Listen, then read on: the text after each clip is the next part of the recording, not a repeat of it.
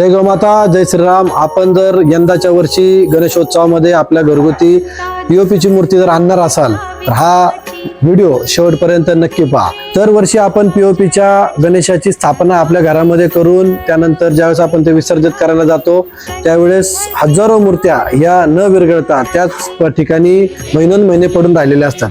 त्यामुळे पर्यावरणाची हानी होते, निसर्गाची हानी होते, परिणामी आपल्यावर त्या सगळ्या मनुष्य प्राण्यावर त्याचा परिणाम होतो. याबरोबर बाप्पाची त्या ठिकाणी विटंबना होते. म्हणूनच विश्व हिंदू परिषद पिंपरी चिंचवड जिल्ह्याच्या वतीनं एक अनोखा उपक्रम या ठिकाणी करण्यात येत आहे, तो म्हणजे गोमय गणेश.